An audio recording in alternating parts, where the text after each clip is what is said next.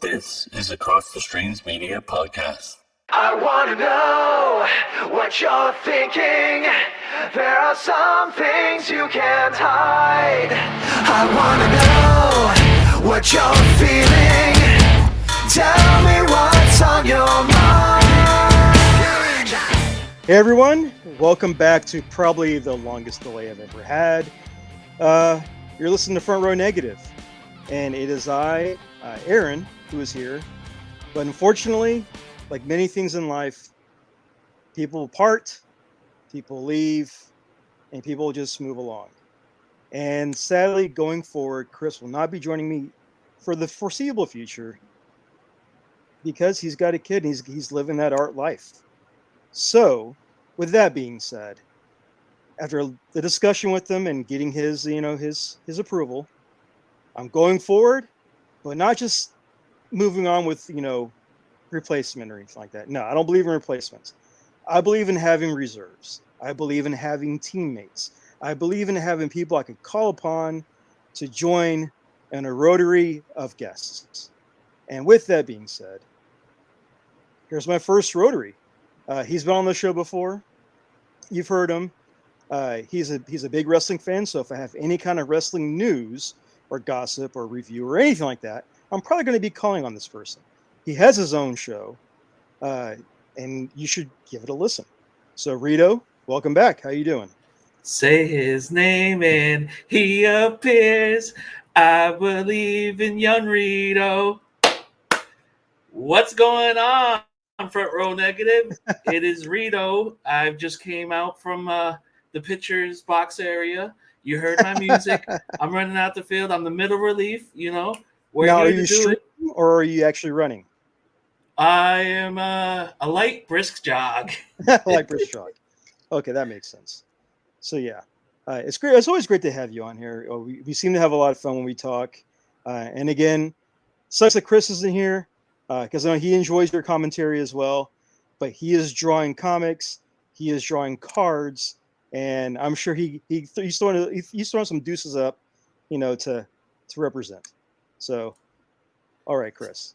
It is a sad day in Front Row Negative history. We are flying the Ponchos flag at half mast. We don't want to talk about ponchos. That's the thing we're changing here. I like to liken myself as, the Itchy and Scratchy show. I'm like Poochie, Every now and then I have to go to my home planet. Oh, ponchos. I think they closed the last one down. I want to say they did. I know a friend wanted to have a birthday party at that last Ponchos that's up in Humble, which is about an hour to an hour and a half drive out of Houston. And I know they went. I know a lot of them had a bad case of indigestion.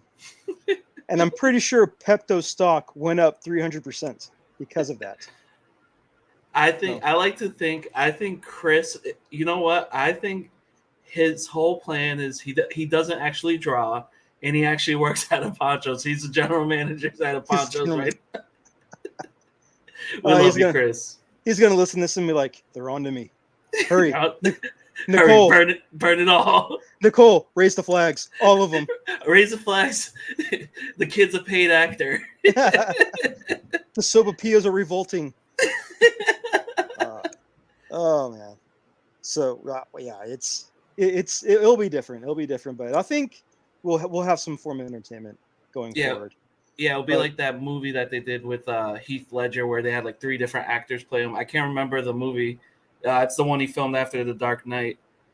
I think the wonder is Doctor something. I don't know. I have no idea.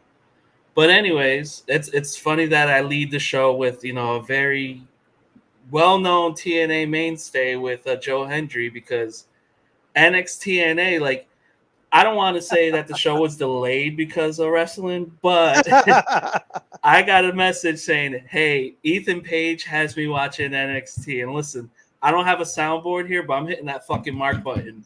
So, I'll be honest. I haven't watched NXT when it went 2.0, when it went all colorful and fruit stripe gum colors and everything. I haven't watched because I'm like, that's not the NXT I like. That's not the NXT that I was used to. I have no interest in any of these new people at all. There's nothing that's hooking me. So I watched the first 2 episodes, and I'm like, I can't watch it. I can't get into it. So last week, I'm sitting on my couch, and I got other friends who are like freaking out. Oh my gosh, NXT, you got to watch it. Oh my gosh. I'm like, really? Do I have to?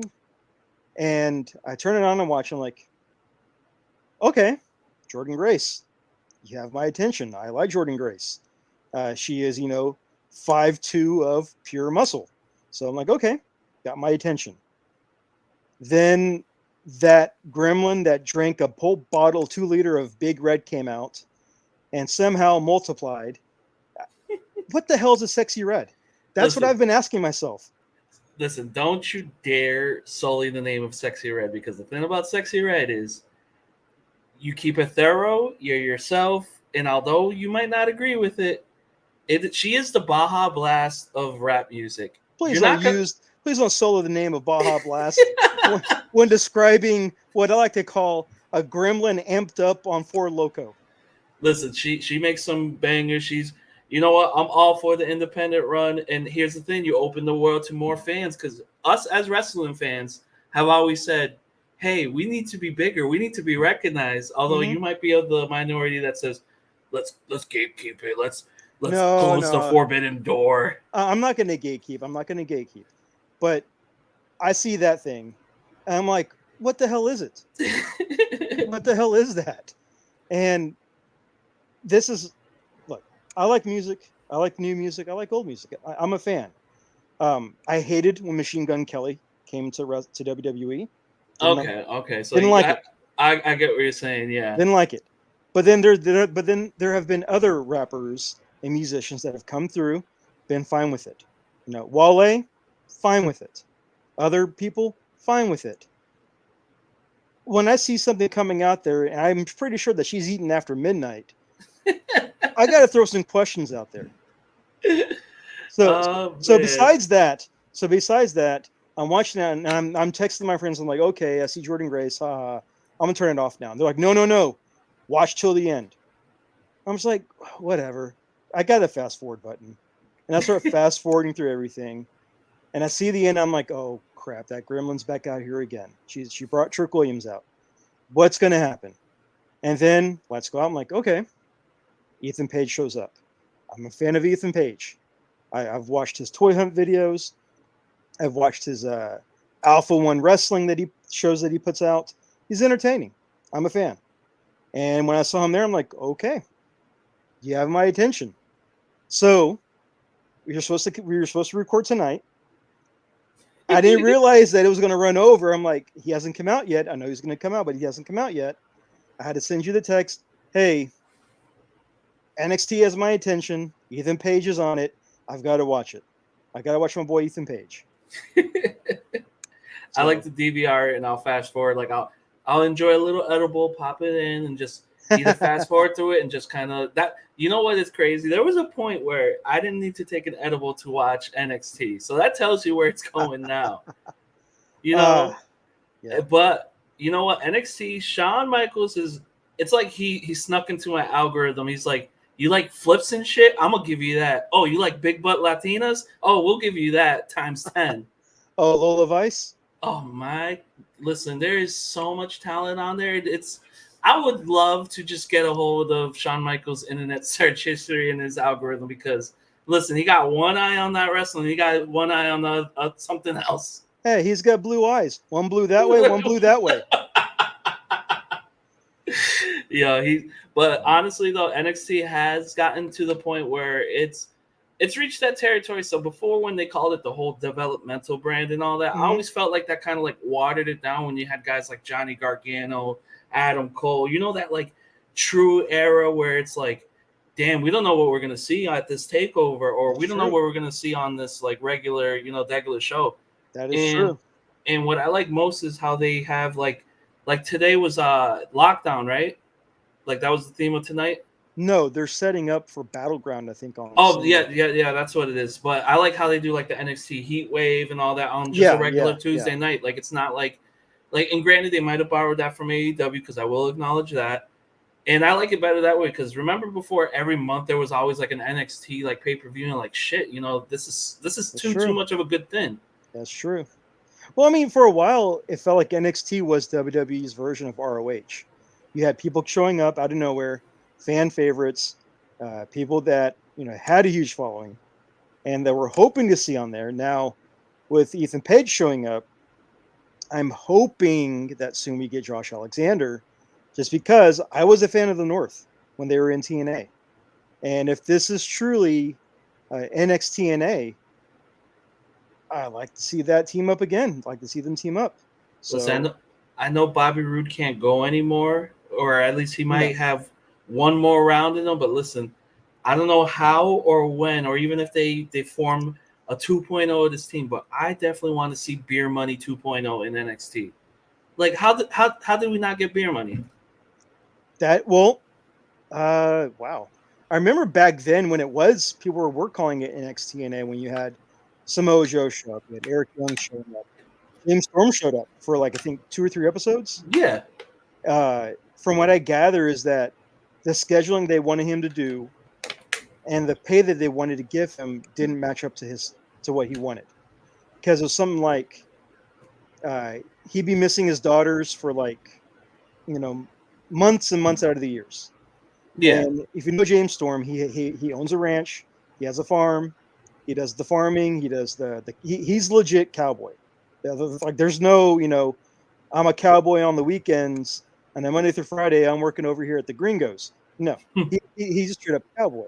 So he has a ranch, he fixes trucks, he does all that stuff. It just wasn't worth his time to sign. And good for him. I know he's been in a lot of TV shows as background characters and stunt guys and all those other things that he's done. So I'm kind of glad he didn't sign. At the same time, I also wanted to see him there. I'm glad he knows his value. At the same time, as a fan, I'm sad that we didn't get to see him more in NXT. So, that was kind of like that. But it would be cool to see him pop up. I'm not gonna lie. Exactly. Excuse me. Exactly. That's the thing too. Like, I like where it's going with TNA as far as like the NXT TNA and this.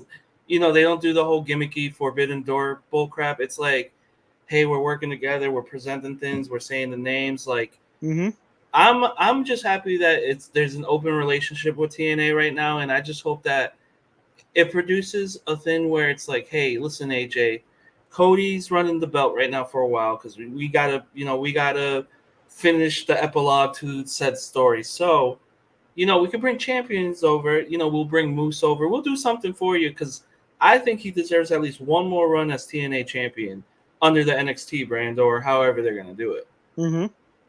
I would agree with that. You've had so many former TNA world champions in WWE right now. You've got, AJ Styles. This is the big one. I mean, he's the one that's probably the most defined. No, Eric Young's not. And Eric Young's back in TNA. For some reason, I thought Eric Young was back in WWE. But he's not. But you've also got Nick Aldis in WWE, who was the guy who took the title off of AJ in TNA. Basically, the guy who sent AJ to Japan. So that could be a potential feud. Moose versus Nick Aldis, AJ versus Moose. So many possibilities. And I know that the term Forbidden Door is gimmicked for one pay-per-view with AEW. And WWE doesn't like that term to use Forbidden Door, but they like the gimmick of it. I mean, just go back and watch the 1994 Royal Rumble.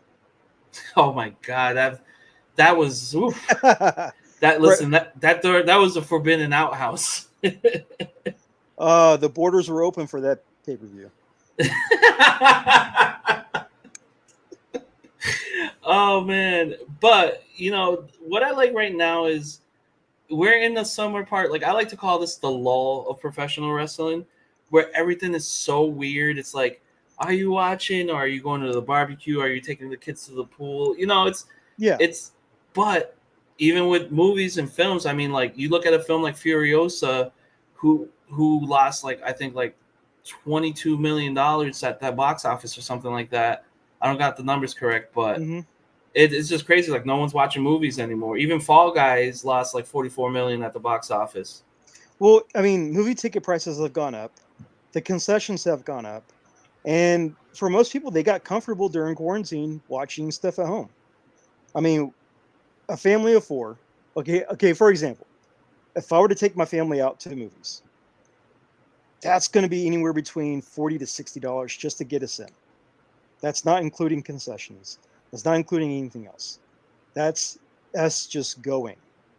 And the last movie we saw as a family, we went to like an early matinee showing of Godzilla Kong New Empire, and that cost us money. That cost us quite a bit. So prices are not good. I mean, if you could basically buy a digital copy for $20 at home, watch it, and enjoy it, bathroom breaks, make your own popcorn and all that, yeah, you're going to watch that crap at home. I think so. I've always had this idea that I've always wanted to shop around. I think if they do it right, and it could be done, it's just a matter of the execution. Like the Alamo Draft Houses, what I like what they do is they don't just do the big blockbuster movies. They'll do like the nostalgic Back to the Future, or like Jurassic Park, or like Indiana Jones, and so on and so on. And then they have the commemorative shot glasses or the popcorn boxes. I think if Netflix, because they have the money, if they go to every major city and have a Netflix exclusive theater and kind of resurrect the whole idea of Movie Pass, because I'm already paying like $19-$20 a month for Netflix just to watch it at home. I think if we go into the inverse and say, hey, listen, $35 a month, you get 3 movies for free a month, and you get your subscription at home. And if you know what, if you don't want to go to the theater, you get a 25% off if you buy it digitally. And I think that's something that they should do because 1, you increase streaming numbers. 2, it doesn't have to be club exclusive. Like, oh, I'm just going to go to the Netflix theater and watch a movie anyway. And then just kind of go from there and just build your money. Because no matter what, if I don't go and I'm still spending on that subscription, they're going to still get the money out of me. That is true. The one issue is seeing is the distribution rights and some companies allowing the discount, like Disney. You think they're going to allow a discount for their Marvel movies? No, they want that money. And speaking of re-releasing movies, those Spider-Man movies, not all of them did well. The Tobey Spider-Mans did really good numbers. Garfield Spider-Mans did pretty good numbers at the theater. The Holland Spider-Mans, not so much. They didn't do too well with the re-release. I think with the re-release with the Holland one, though, I think it's still fresh, and it's like, hey, we already I agree with that. But I think if it shows 2 things. People want to explore more for the Garfield universe because here's the thing. Those movies came out like 10, 12 years ago, I want to say. See. Like 8, 9 maybe, tops. Well, Amazing 2 came out around 2011. Okay, yeah. So 2010. Yeah. So those kids that watched that were like 10 years old now or 21, 24-year-olds now that are like, hey, this is nostalgic. Like the same way how I felt about the Tobey Maguire films. Yeah. I think if they do it right, they can either do a separate, they could do what DC does and just says, hey, this is not canon. Like, this doesn't matter. Because they're showing what that is with, here's a good segue with the Venom, The Last Dance. You got Baron motherfucking Mordo as a military expert. You're like, no. That's Baron Mordo. What are you doing in fatigues right now? You should be. We don't know his name, though. We don't know his name, who he is. Yeah, it's true. But you know how they do these things where it's like, oh, it's not related and all that. But listen, my biggest selling point of this film is you're definitely going to get 18 inches of Venom. I'm talking about the horse Venom. Well, also in that trailer, the guy who played the Lizard is the hippie that's singing on the bus with the long hair. Yeah. I saw him too. That's the Lizard. So, I mean, with Sony's live action franchise, you have to ask, do they have a plan, or is this we're just throwing anything out there because, I mean, Morbius, terrible. Madam Web, terrible. The Spider-Verse movies, amazing. They're so good. But their side stuff is just not good. Not good at all. I think even Craven got like pushed back again, and now it's coming out in December. It was supposed to come out this month, apparently. Yeah, reshoots because of reshoots. Same thing happening with Captain America and what's the name of it now? The New World, I think. No, it's not New World. Brave New World or something. Brave New World. Instead of it being New World Order or Serpent Society, it's now it's like it's on his third name change. Seth Rollins got cut out of the script. Like it's. But they did add Giancarlo Esposito. I forget his name. Oh yeah, Juan Carlos Esposito. Yeah, Juan Carlos Esposito. Yeah, Breaking Bad Chicken Man. Yeah, Gustavo Fring. Gustav. Yeah, they added him. So I mean, it's gonna be good. We're gonna see where this film is gonna go. I think it's make or break time for Marvel right now because they're putting all the eggs in the basket for Deadpool, and I'm gonna declare it right now. Deadpool will make $600, maybe $550 million at the box office. They're not going to break $1 billion. I just don't see the whole selling point of Wolverine coming back. I mean, I do see it, but at the same time, it's one of those things I feel like, when they do the thing where it's like you walk into a 7-Eleven, oh, it's a Deadpool cup. Oh, you walk into the liquor store, oh, it's Heineken with Deadpool on. It's. Mm-hmm. I feel like it's too commercialized to the point where it's like I'm gonna try and see it in theaters, but if I could somehow obtain it through other means, wink, wink, I'm probably gonna do that. Don't pull a Blake on everybody. Okay, if you follow the group, what's wrong with wrestling? A few weeks ago, some guy asked for a link to watch Raw, and so I provided a link to ATT Uverse to sign up. That's me. I'm not a fan of piracy, and this guy got super upset. Was going off on. I guess I was the cherry on his shit day, and he went off on me. He went off on Chris. He made some racist comments. Jesus Christ! Yeah, it was bad, and this is all because he asked for a link for Raw, and I provided an ATT Universe link to get him to sign up. Listen, I had to leave that group because it was starting. Not the group, but like the chats. Because, oh man, you can't weed out all the bad weeds and bad apples. But yeah, Jesus, you know what though? I've always been. Here's the thing: when it comes to confrontation, I'm gonna say this right now. I'm 5'7", 250 pounds. I am a walking human blob, but I'll get my licks in. But when you say you lost the argument once you start talking race and anything, or if you bring something, it's like, oh come on, dude, that's like low hanging fruit. Like I'm one of those people that I will talk my way out of a fight, or I'll talk my way into a fight and somehow end up winning the fight just by a lucky punch. Well, I was really nice the entire time. I mean, I kept my answers and responses like a professional, like automated, like or not automated, but it was like those like little pop-ups. Talk to an advisor. I kept them just like that, and I was talking with Juvencio. I'm like, hey, Juvencio, who's an admin for What's Wrong Wrestling, the group, and I was like, hey, here's what I've been saying to this guy. I haven't said anything wrong. I haven't called him a name or anything like that. I said I called him broke without calling him broke. If he took it the wrong way, that's on him. That I can't help that he feels that he's broke. I mean, what else can I do? And I think he blocked me because lately there have been posts popping up with like it says like there are 5 responses. I click on it. There's only 2 show up. I'm like, you won the battle. Hey, listen, you won that battle. Shout out to Hoovy, man. He is. Listen, Hoovy, if you're listening, you are one sexy motherfucker, and I love you. Also, shout out to Nate. Love you too.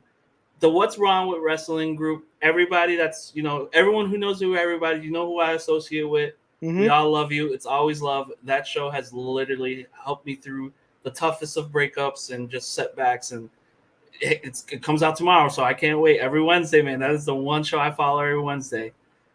But I quit. I still associate with the brothers and Eric. I can't listen to the show anymore. Really?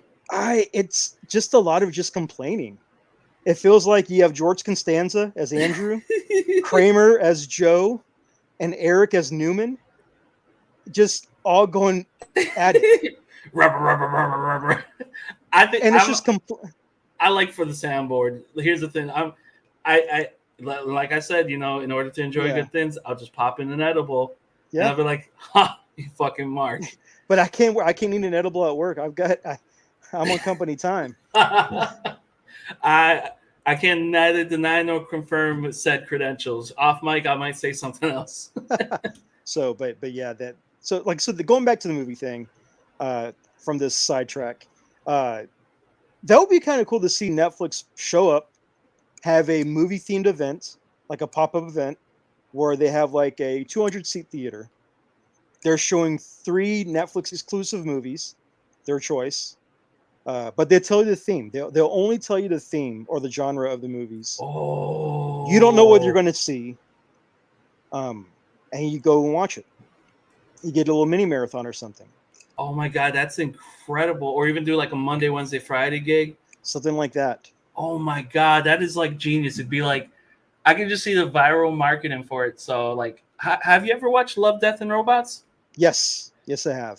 If they did the same like line out, like you do like a volcano, a set of titties, and like a race car, and you're like, volcano, titties, race car, Fast 11.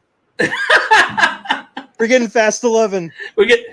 Sydney Sweeney has just signed on. Let's go. Let's do it. Look, you know what though? If Sydney Sweeney signed on for Fast, they will make $1 billion. They definitely would. I think the only reason why people watched Madam Web was because of her. So, fun fact: Madam Web was shot in my town of Worcester, Mass. I'm sorry. Listen, I got work for it, so I don't care.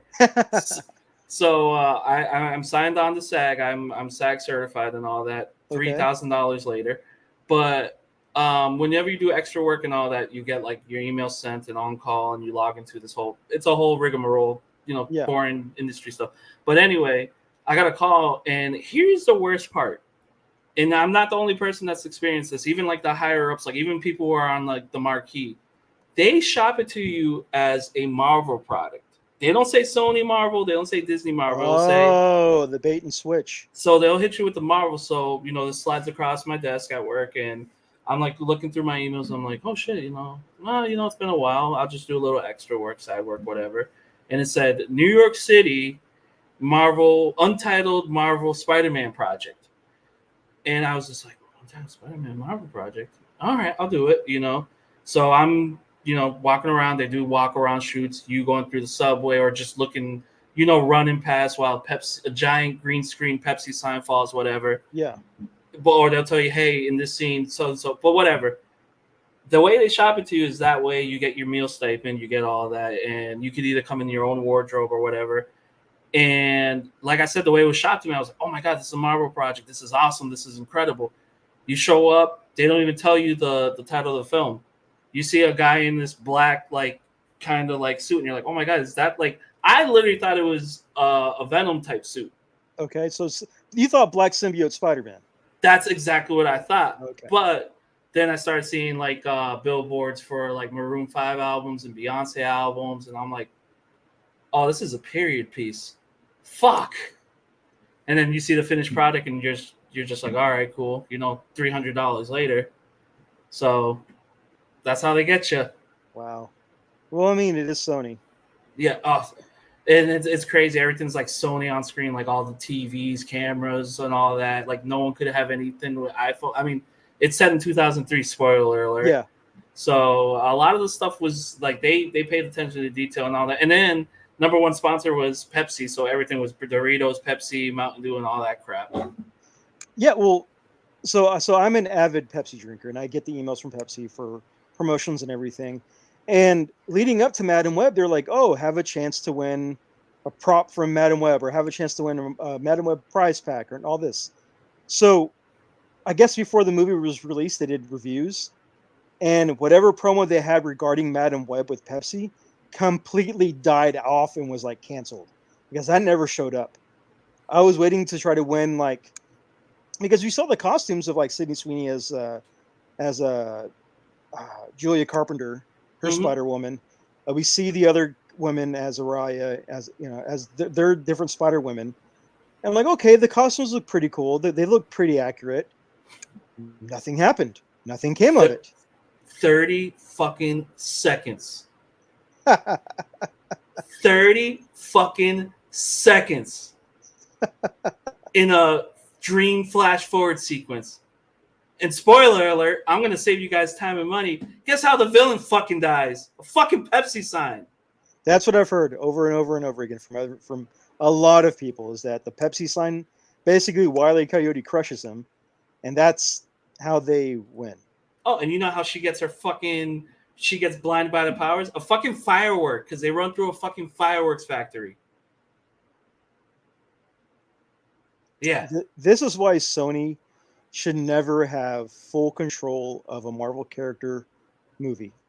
She runs It's through a stuff like- fireworks. Yeah, she runs through a fireworks factory, gets this, drowns, and then earlier in the film, they're teaching the characters, hey, maybe we can learn CPR. You never know when you're gonna need it. This is why I haven't listened to the Colt 45 review of Madam Web yet, because I know they're going to just go off on everything. Wow. It was like, listen, it's one day of work. I don't care. I got my, thank you, Sony, love you, whatever. But oh wow, it was just it was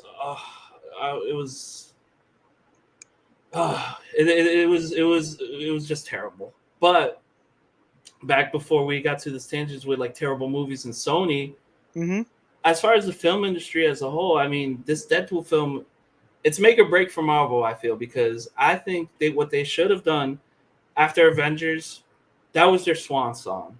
And you think after the pandemic, like they tried pushing Black Widow, they tried pushing Shang-Chi, they tried pushing Doctor Strange. I think what they should have done is, hey, you know what, guys? We appreciate everything you do. This is great.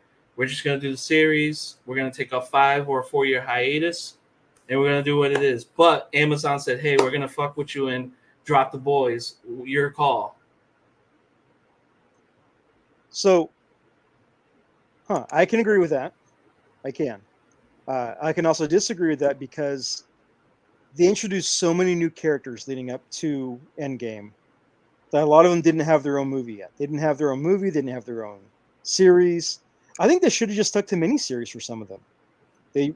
Black Widow should have been an espionage-themed series. Black Widow should have been the continuation of Falcon and Winter Soldier.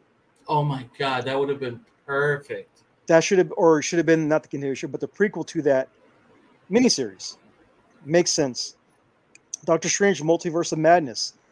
That should have been the sequel to, well, and it was a sequel to WandaVision, but again, a series sequel to WandaVision. Because with Sam Raimi, the reason why his Evil Dead's work is because he paced himself and he had no producers breathing on his neck telling him what to do. That's why Spider-Man 2 was so successful. They gave him full reins of what he wanted to do. He had no producers breathing on his neck. With Doctor Strange 2, he had a lot of people telling him what to do and what he couldn't do. And I think that's what kind of hindered that movie. Because there's a lot of good scenes in that movie. I mean, the battle with the music notes, I thought that was really well done. There are some visuals that are really well done, that are straight up Sam Raimi visuals. But I think that he had a lot of producers telling him what to do, Kevin Feige telling him what to do, and while I enjoyed the movie as a whole, it's nowhere near what he can do. That movie's nowhere near what he can do. So, yeah, he was creatively stinted.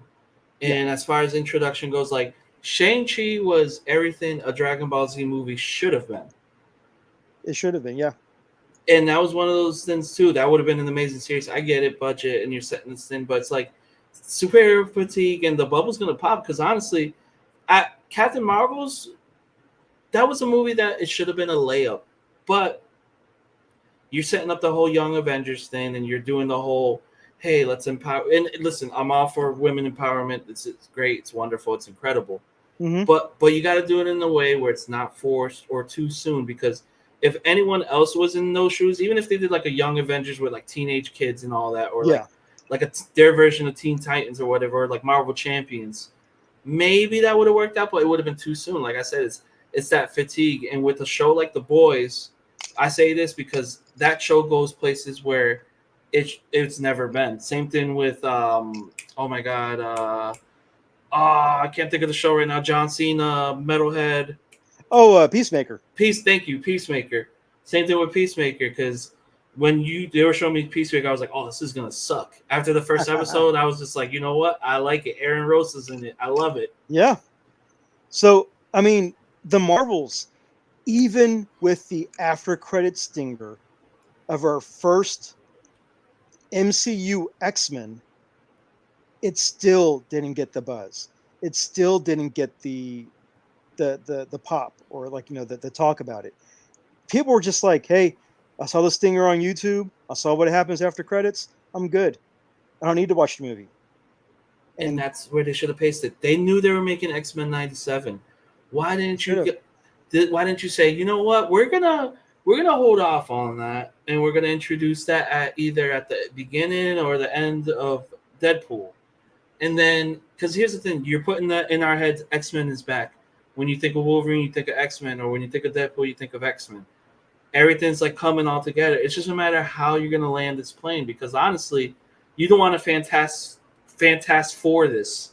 You don't want to fuck it up, because here's the thing: the moment you fuck up X-Men, because that is one of the very few. Here's the thing: the staples of Marvel, as far as like comic books and all that, is X-Men, Spider-Man, Deadpool, and Captain America. Those are just and Iron Man. But here's the thing: even before the films, Iron Man wasn't. He was over there.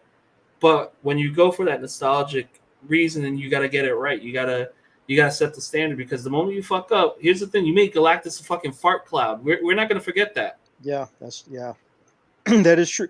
And with those first two Fantastic Four movies, you had Doctor Doom being this sniveling little whiny guy who had the highest pitched voice I've ever seen.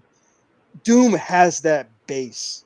He's got that voice that just commands attention, fear, and respect. No matter what, it commands that. And yeah, that fart cloud. Yeah, I remember being in the theaters when that movie came out. Everyone's hyped on Silver Surfer. We're all hyped, and then we see the Shadow pass Jupiter, with the horns. We're like, oh crap, that's his helmet. It is Galactus. He's coming. And then the cloud shows up. And like, it's just like bait and switch. It was a little popcorn fart. Like, here's the thing with that. Yeah. You gotta land the plane, because here's the thing: at the end of the day, the second worst fan base besides Star Wars fans are comic book and Marvel fans. I'm gonna say it. Where some of us, not all of us, are toxic. We're terrible, but you got to give us what we want, because at the end of the day, when you give us what we want, we go home happy. Listen, Avengers Endgame. I've never heard anything negative from Avengers Endgame. Maybe years later, but on your left, everyone coming out the portals. Listen, there was a guy sitting next to me. I forgot his name. I bet it was Jeffrey. He was cool as hell. I literally held him like this. This isn't a visual standpoint, but I got my arms to the side. I hugged this man, shaking, screaming in his face. Oh my God, he picked up the fucking hammer. I almost hyperventilated. I never hyperventilated. And listen, you could not peel me from that seat after it's the end. I was sticky, moist, happy. It was just, listen. It was. I've had great things in my life. I've gotten the call that says, hey, you're hired. Hey, we got a gig for you. Hey, the girl said yes. Hey, we're going to prom. I will, if I could, eternal sunshine of spotless mind that's up here, mm-hmm. I would relive. The first thing I do is say, hey, listen, do you want to relive your childhood? No, I just want to go back to the first night I watched Endgame. So do you ever go on YouTube and like watch the crowd reaction videos for Endgame, for No Way Home, for Infinity War? who else? What's another one that had the big pop? Because I think No Way Home with the Spider-Mans with Garfield and Tobey. Yep. No Way Home. Endgame with On Your Endgame. Left. Across the Spider-Verse for the, and then there's quite a few, but oh my god, it was just, I knew it. And you saw that, like, even when you just saw the hammer, just, oh my god, like, listen, little Harry's tingling right now just thinking about it. Yeah, I mean, yeah, those were amazing moments, and I've gone back and I've watched it a few times. I think I'm trying to think of one that wasn't. They had like I'm trying to think of a movie that wasn't that big, that had a big reaction like that, and oh man, I was watching them on YouTube the other day too. God, I can't think of it. Here's the thing: I'm old enough where, like, listen, it doesn't take a lot to entertain me, because listen, on a late night, if I'm like, you know what, I want to cry, I want to watch something good. Listen, I'll watch the "Do It for Her" Homer, or Homer sitting on top of his car after he says bye to his mom montage. For me, it's Seymour in Futurama, the dog. Oh my god, when that he leaves one. them outside the pizzeria. Oh man, that I you know what's so funny? I watched that one, and then when Fry digs up his brother's 4-leaf clover, Yes, he finds out it's his nephew, or when he says bye to his mom. But to Do It for Her, I'm not even a dad, and even seeing that, I'm just like, oh, that's so touching. Or like, if heaven had more people like Ned Flanders, if we had more people like Ned Flanders, we wouldn't need to go to heaven, because we'd already be there. Uh-oh. And Rito just muted himself.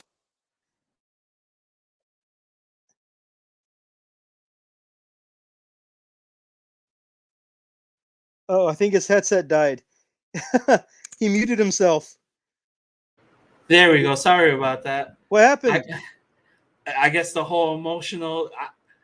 I just started crying. No, I think I bumped Flanders shut you down. Flanders, notably Rooney. He shut you down. But that's the thing. It's just, you have a good cry arena. That's the thing I always recommend. As a man, I know we have to be tough, and June is Men's Mental Health Month, and the biggest thing is we gotta have a cry. Like, listen, I'll go on YouTube and I'll type in "kid sees dad back from the military," or "son visits mom from the military," or "dog doesn't return," or "dog returns to owner." It's like, oh, this is so good. Or I watch, not the Longest Yard. Oh my god, The Blind Side. The Blind Side. Oh, I'm trying to think of. So the only times I was about to cry, got emotional in the movie. The ending of Guardians 2. Oh my god, that one gets me. The dad scene, the father scene, and when I first became a father, with daughter when she was like 1 or 2, the scene toward the end of Big Hero 6, when Hero sees the last video from his brother. Oh, the final video from his brother. Yes. I'm like, oh man. Yeah, listen, the Guardian scenes, I remember I was in the theater watching it, and here's a little backstory to, I'm going to find a picture and I'll post it on Facebook, but there was a promotional thing we did. I was working for AT&T, and I was a business account manager, and that day we had like a festival for like the university and the college and all that, and the neighborhood, and they had face painted. I face painted my face like a tiger to be like Tiger Mask. Uh-huh. And I couldn't get the makeup fucking Mark. So I did that, and everyone's like, "Oh, you're a tiger." I'm like, "No, I'm Tiger Mask." And then I looked, I was like, "No, I'm a fucking tiger." And my boss was just like, "Oh, that's cool. We're closing up for the day. You get to go home early. Here's some movie tickets. You could go see Guardians." I was like, "Yeah, I'll go watch Guardians." And mind you, I'm sitting there in the theater, and in that scene, it's like, "Hey, you don't have to be a dad to know he's your father," or whatever Yondu says. Or, "I know he wasn't your pappy, but whatever he says." And I literally was crying. So I go to the theater, I go to the bathroom, and I just have like these 2 like white streaks down my face. It's like, oh, look, it's like there must have been a little kid that saw me walk out, and it's just like, oh my god, these Marvel fans are so fucking weird. It's a Bengals fan. It's a Bengals fan who just found out Joe Burrow got hurt. It's a Bengals fan. Yeah, it was incredible, and that's the thing. It's always good to go on a good cry and a good Yeah, tangent. it is. But back to wrestling, because I don't know if you've recorded anything else since. But MJF re-signing with AEW, Mm-hmm. good move, bad move, or expected move? They need him. I think it's. I mean, there are a lot of stories that have come out saying or claiming that they have insider information about why he resigned, why this and this and this. I think MJF likes being the dominant heel in that company. I think he does for now, for right now, until they're able to groom another dominant heel in that company, because as as much as they're trying, he's the dominant heel. I think it's a good move for MJF. He knows what he can deliver. He knows what he can do.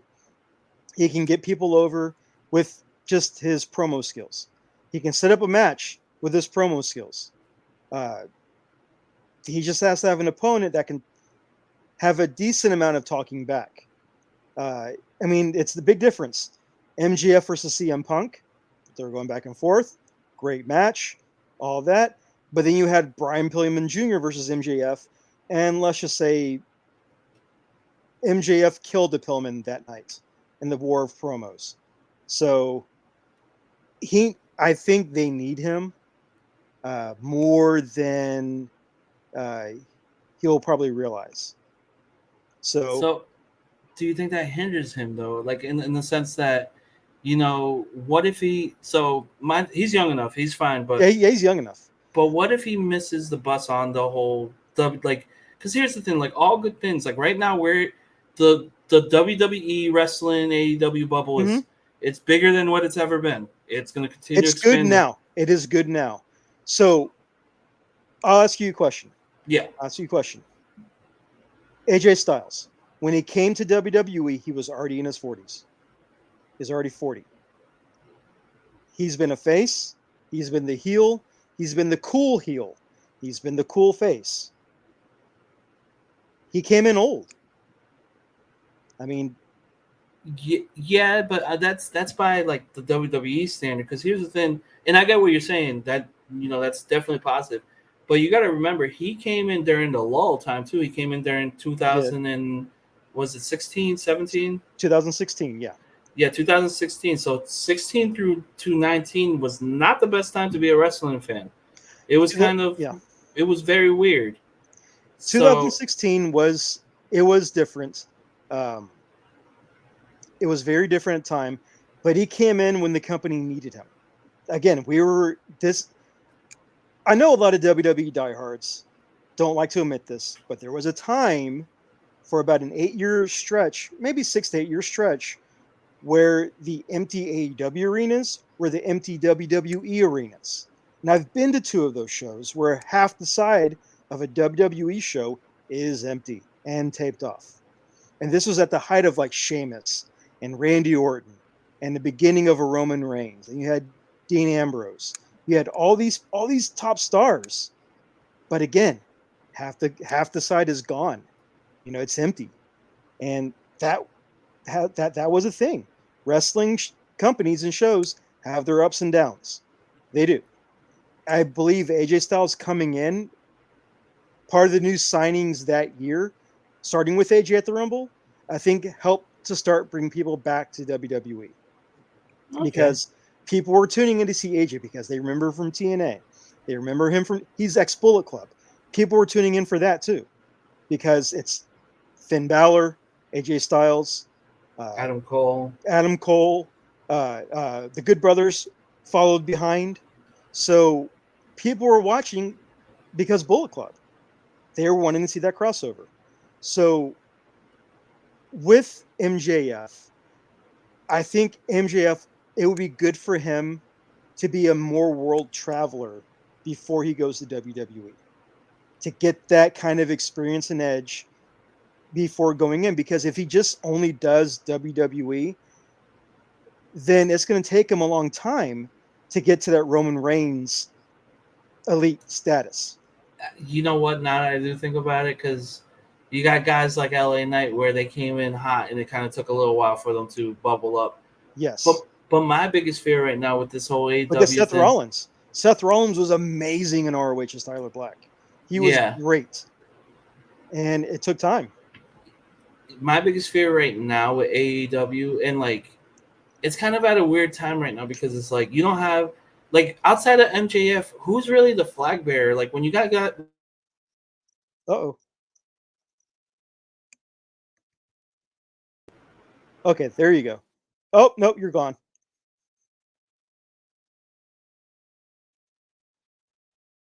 We were having technical difficulties because MJF heard Rito talking trash and cut his mic. No, it's be I gotta move my phone. Someone was calling me, and I think because these are Bluetooth as well. Oh, okay. So I was like, the call was coming through here. Okay, but what I was saying with MJF is, with AEW, yes, like, you guys got guys like Kenny Omega, who I understand you're hurt and all that, but how you, like, you wasted guys like oh my god, who were we just talking about earlier on NXT that you were watching? Ethan Page. Ethan Page, thank you. With Ethan Page, you got guys who were just sitting there floundering. Like, same thing with Ricky Starks. When was the last time he was on AEW TV? Ooh, I want to say that I think Tony Khan is kind of getting rid of the Punk friends. If you were friends with Punk, he's either taking you off TV or he's letting your contract just expire out to get you out of the company. Starks is a Punk friend.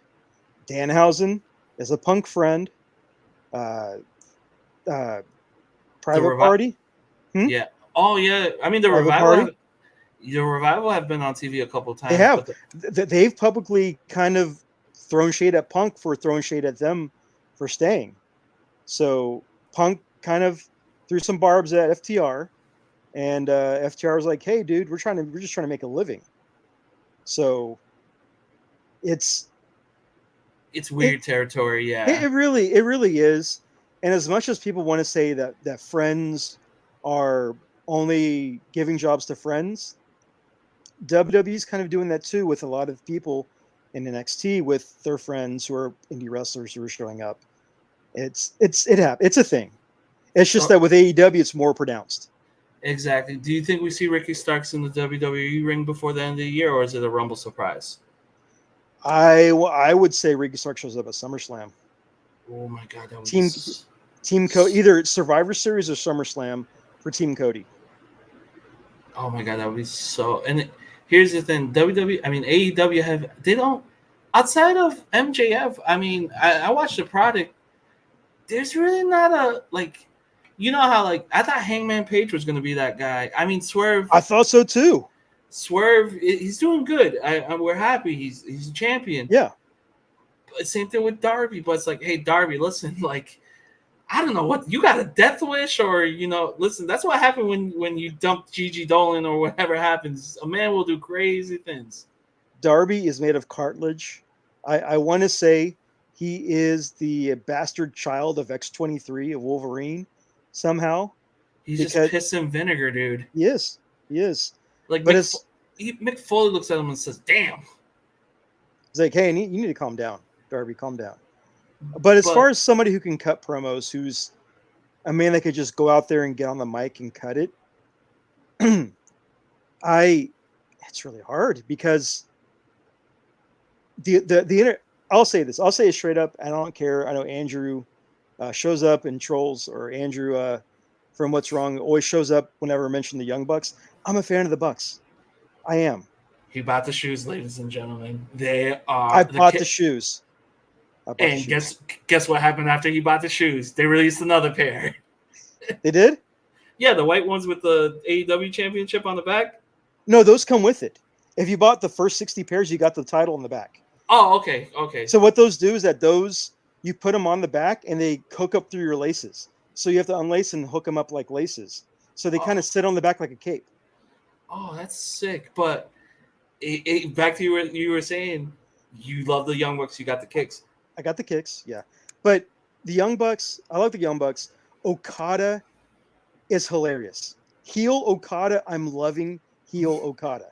Fuck, what did he say? Shut up, bitch, or whatever? Hey, shut up, bitches. Yes. And then him fake crying when he got the Lamborghini. Oh my god, that was hilarious. I will give him that. But outside of that, there's not like someone like MJF. Hey, that's great. But when he was gone, it was just like Don Callis was carrying it. Sadly enough, I mean, it's Don Callis, but nobody cares. He's not. It's like when your dad, let's say he gets sick on the 4th of July and he can't barbecue. Well, Uncle Aaron's coming up. Well, he doesn't grill the hot dogs the way I like them. He makes a good brisket, but I want Daddy's hamburger. Don Callis, he's good at what he does. He gets people to hate him. He gets people to boo him. All he has to do is just start talking, and people hate him. But he's not Paul Heyman. He is not a Paul Heyman. Oh my god! Imagine if Don Callis was to. Listen, I know he'd never come to WWE, even though they got the TNA working relationship, and that might be something that tickles his fancy. Mm-hmm. But imagine him and Paul Heyman having a fucking like a speak off. Oh, it would get so real so fast. It would. They need to bring back that one MMA guy that they had, that AEW had. The guy who ran American Top Team. Oh my god, he was so good. He was really good. I forgot his name. He was like MAGA coded, but not quite. Like he was the thing. He told the line. He was like, he's what I like to call, and I said this during a meeting today at work, a habitual line stepper. He was so good, and they should have kept him. They should have just kept. Oh, he was so good because I'm like, I hate him, but I get where he's coming from. Yeah, he spoke truths. Like, that's the thing. He was like, oh my god. He was just like, here's the thing. If you took Jim Cornette and put a little bit of Don Callis in there and, drenched it in nicotine, you get that guy. Yeah. Like, he was so damn good. Dan. Oh, I got to look it up. I can't think of his name. American Top Team. Oh, man. But oh, man. But as far as MJF, have him stay in AEW. Let him do the tour of Japan, when they do the tours over there. And just have him become a world traveler just before he goes to WWE. Oh, my God. Here's the thing. He would... Dan Lambert? Dan Lambert, that's it. Yes. Dan Lambert. That's what it was. Dan Lambert, yes. MJF, he needs to go on the world tour. He needs... But here's the thing. Who's the other guy? Because when you had Rock, you had Austin. True. You just need, when you had Cena, you had Orton. When you had Triple H, you had Shawn. Who's the guy that's going to step up to MJF? Because I don't really see anyone in AEW being for promo skills? For promo skills and just being hey, I'm here. Because here's the thing. Well, in WWE, you either love the Bloodline or you love Cody. I mean, I like both. But you gotta give people choices, Coke and Pepsi. Who's the guy that's, I mean, unfortunately Punk left, but who's the guy to really fill that spot? When he's not injured. Adam Cole could, but he's injured. Yeah. If we got a back to heel Kenny Omega, best bout machine, the cleaner Kenny Omega, he could do promos with MJF. Because MJF, he cuts promos like an 80s wrestler. He does. He's the Arn Anderson, the Four Horsemen, the Ric Flair of 80s wrestling. Oh my God, yes.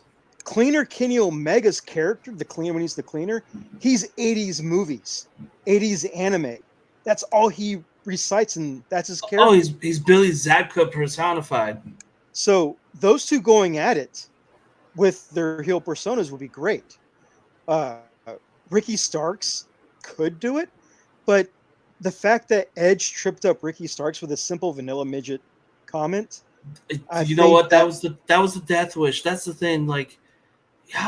You know what though? I think it was too. It's Ricky. He grew up watching Attitude Era. He watched Ruthless Aggression. Here's the thing. If you who's your all-time favorite wrestler? I don't think we've ever discussed this. Who's your all-time favorite? Ooh, all-time favorite. I'll do top three. Top three of all time. Top three of all time for different reasons. Okay. Macho Man, number one. Number two, Ultimo Dragon, just because of everything he's done. his Okay. tapes. And I know this is going to get a lot of flack because of the current character, but the current character I'm not really a fan of, but everything he's done up until that, Jericho. Okay. So let's say you're cutting a promo, right? Mhm. And you see all those guys, and you're cutting a promo, and you're doing the promo skill, and then they're like, "Hey, Aaron, we're gonna send you out there with Matt Hardy," and he hits you with the, "Oh, I made you. You're my mark. You're my son. You're little mini me." That tripped you up too. So I give him the benefit of the doubt because Yeah. he obviously watched Edge, but when you're at AEW, to suppose competition, you're supposed to be at a higher level than that. And I think that's where a lot of guys don't really. I don't think they have a promo guy over there. Like they needed, like NXT had Dusty, AEW needs like a Dusty type. They do. Because that's the thing. A lot of these guys are going to be jumping ship. Like Ricky Starks is going to be leaving soon. I think Hook is leaving. And if Hook's leaving, Taz is going to be like, "Hey, I got to come too. Team Taz. I got to go with them." See, and this is the thing. I don't know because Taz has always been. He's not a Triple H guy. Triple H is one of the reasons why Taz left. In the beginning. Really? So, oh yeah, the whole Stephanie McMahon and Taz and Triple H feud backstage. Oh shit! Was I a big didn't know reason that. why. Because Taz was on Paul Heyman's show, SmackDown. Oh, that makes Taz sense. is a Paul Heyman guy, but Taz is not a Triple H Stephanie guy. That's why he left. I think though, cooler heads will prevail because you got to think he was under the umbrella of Vince, and with your father-in-law running things, I think you got to like appease to him. I think they could forgive that. Hopefully, I would say that with Triple H, you think cooler heads would prevail, that people would come to an agreement. I would say that almost entirely because Warrior showed back up before he passed. Punk showed back up too. Punk came. Well, Punk also was probably begging for a job whenever he was like, "I can't get what I want. I'm getting injured. I want something different." But the one person they haven't brought back yet who has had a big issue with Triple H is Ken Shamrock. And Shamrock, for what it's worth, was a big star in the Attitude Era and first NWA TNA champion. He has, a following because of he's the first UFC guy to show up in wrestling. And for whatever reason it is, Triple H hates Ken Shamrock. I don't Doesn't know want him how. back. And here's the thing: you just signed with TKO. You're in bed with UFC. Like that's like a match made in heaven. I think enough money will talk, or I think Triple H will have to send Dan Severn to his house With the sweaty shirt? With the sweaty shirt? So, fun fact: have you ever? So oh my god, I'm blanking right now. Freaking edibles kicking my ass right now. What is that? The guy $1 Million Man, Ted DiBiase. Yeah. He had a professional wrestling. It only lasted one episode. I think it was called XPW or something like that, or WPX. And he had Dan Severn show up on the show as like the big bad. It was only one episode, and they shot Dan Severn coming out of the limo, like coming up, and you just see the sweaty shirt. And the announcers are like, "Who's that guy? Who can it be?" I remember when they released the UFC Legends shirt, like when UFC used to make action figures. They released the Legends Dan Severn, and they put the stains on the shirt for the sweat. Oh, I laughed so hard when I saw that. I'm like, oh, they included the stains. They put it on the shirt. Like, imagine that selling point. It's like, hey, you're gonna come out to the ring already sweaty. I'm sold. He's from Detroit. He's from Michigan.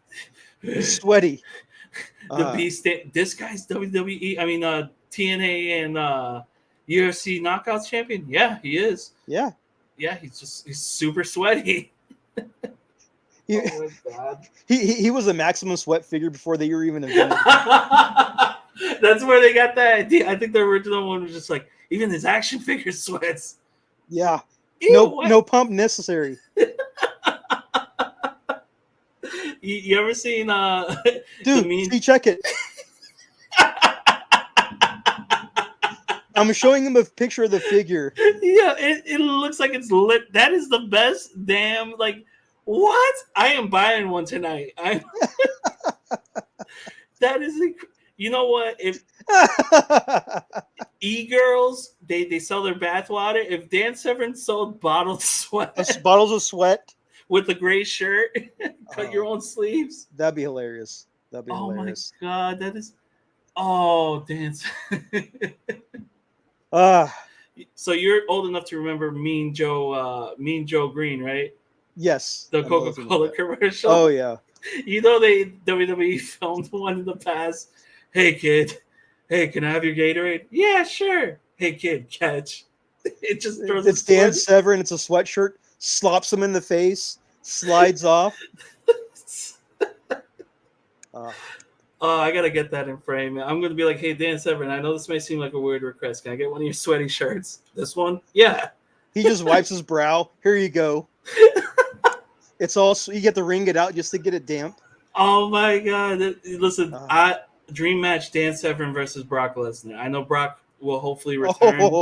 Oh, we'll see about that. But it is good. Uncle Howdy's coming back supposedly in a week or two. Supposedly. What are your thoughts on that? The Uncle Howdy, cock tease. Ooh, I got a friend who's super excited about Uncle Howdy. She's also a huge Bray Wyatt fan, which I think all of us were. Bray Wyatt was such an amazing character. My fear is that, and I'm not trying to be disrespectful, but Bray Wyatt was so untouched. It was so beloved by everybody that Uncle Howdy, I see just being fake Diesel and fake Razor. Ooh.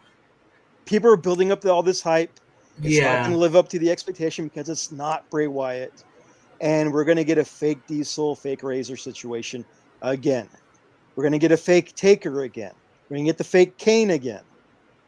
So that's my fear, is that it'd be great if Liv and Bo were still together and Liv was part of that group. But because of their breakup, they really pushed Liv to this new storyline with Dominic and away from like the backstage segments with the QR codes and everything. So I don't know. I hope it's good, but my fear is that people are going to expect Bray and The Fiend, and we're getting Uncle Howdy, which is different, not what they want, and there's going to be a lot of disappointment. So I think it's going to be one of those things where it's like, hey, we understand you're Bray's brother. You're doing this, but you're not Bray. Like it's going to be that's going to be a hard pill to swallow. And that's the thing. Kudos to Bo Dallas getting the job again with WWE, putting his heart and creativity into this. And I understand, the families, they're like, hey, you could do it. We're going to do this. But that's the thing. It's no matter which way you're going to cut it, whether if it's nepotism because you're Bray's brother or just fans being dickheads, it's going to be it's going to be one of the biggest challenges for Bo Dallas. Because here's the thing. The moment that you fail and you're like, well, I'll just go back to Bo, it's going to be like, hey, we remember your Uncle Howdy. Uncle Howdy. You're not him. Like, I hope for the best. I mean, hopefully, hey, who knows? It might be Dan Severn as Sister Abigail. He comes out with a sweaty dress. I'm Sister Abigail. Run. So with that being said, we're hitting the hour mark, and I kind of want to keep these new episodes at around an hour now. So one final question, Rito. We talked movies earlier. The Netflix thing, having double features, all these things. You're going to have a double feature with any movies you want, any two movies. You're going to show them at a theater. What two movies are you picking for your own personal double feature? Wow. Damn, that's tough. You know what? I didn't expect this question. So mine would be Mighty Ducks. Okay. And Heavyweights. Actually, no. You know what? Yes. Little Giants and Heavyweights. Little Giants and Heavyweights. Yes, nostalgic sake. Oh no! See, this is where you got me thinking now. See, if you're going to say Mighty Ducks And Heavyweights, I'm like, oh, so you're a Goldberg fan. That makes sense. Yeah, but that's too. You know what? No, because I do that double feature at least once a year at home. I got it. Back to the Future 2. Okay. And Project Almanac. It is a little-known film about a time machine. It is a super cheesy teenage film. It is so good. I've watched it at least 11 times this year, but if I could see it on the big screen again, that would be that. And then honorable mention would be the Mighty Morphin Power Rangers movie, because I never got to see that one in theaters. Wait, which one? The one with the original cast or the remake? The one with the original cast. Okay. Hey, you never know. There are kids now who love the remake movie. I crap you not. They enjoy it. I don't know what's wrong with them, but still, they enjoy it. So, and that's, that's their own thing. And what are your 2 movies? So, I'm a horror movie guy. Always have. But I've also liked cheesy movies too. And since we've been talking wrestling, since we've been doing this, first movie up, I'm going to go with See No Evil with Kane. All right. Got to follow it up with one of the most cheesiest movies ever made. That's also Wrestling Tide. Also Wrestling Tide. Fun movie. I enjoyed it as a kid. I'm going Suburban Commando. Oh, okay. I thought you were going to say They Live. Or is it They Live? Yeah, it's They Live. Is that the one with Roddy Piper and Roddy Piper and Keith David? Yep. Oh my God! Greatest back alley fight scene. It is. But I would have that double feature, wrestling themed, one horror, one comedy, one as Christopher Lloyd. The other one does not. It makes perfect sense to me. Oh, that's so good. So. Oh man, mine suck. Yours is cooler. You know what? Fast and Furious and Roadhouse. Which Roadhouse? There's a new one. Shit. Stop remaking movies, Hollywood. Stop. Okay. But again, Rito, thank you for coming on this inaugural episode of, I guess this is our 3rd reboot now. I don't know. I lost count. But thank you for coming on. It's been a pleasure talking with you. If you got anything to plug, shout out, where can they find you, go ahead and start spilling your guts right now. Well, you can find me on anywhere where podcasts are, The World According to Rito. I've been recently on a hiatus because I've been working on another project, and until things are cleared, I could speak about it and speak on behalf about it. But I will be having more guests on it. Aaron was my first guest. I'm going to have someone live in studio and someone that's a digital online creator. So we're working our things out. Otherwise, you can just find me wherever, The World According to Rito, and plug anything, Cult 45 Podcast. Love the podcast. I always got to mention them. And one last thing to plug. If you look on the news, the 10 worst cities and dirtiest cities, Houston became number 1. Aaron, you need to change it. You know what? It's not my fault. It's not my fault. It's not my fault. I am surprised you didn't ask about meeting Beating Down over the weekend recently. Wait, who did you meet? Brandon. Oh man. You know what? We'll speak on that off mic. We could talk about that another time because there's some stories. But still, it's great having you on. Thank you for coming on, and we will have to talk again. I'll be having you on again, probably to talk shoes and talk other bad wrestling. So, thank you again, Rito. And until next time, everybody, fuck ponchos. And that's it. Doing the happy dance. Dance. I'm lowering the flag. I'm lowering the flag and burning that thing to the ground.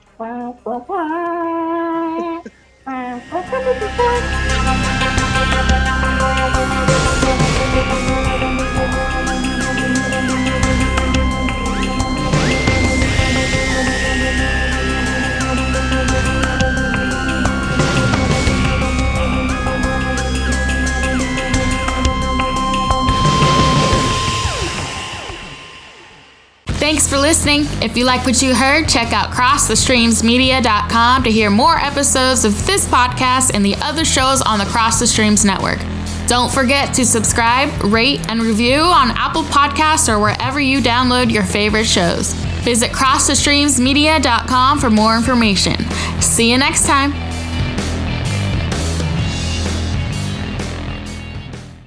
Thanks for listening. If you like what you heard, check out crossthestreamsmedia.com to hear more episodes of this podcast and the other shows on the Cross the Streams network. Don't forget to subscribe, rate, and review on Apple Podcasts or wherever you download your favorite shows. Visit crossthestreamsmedia.com for more information. See you next time.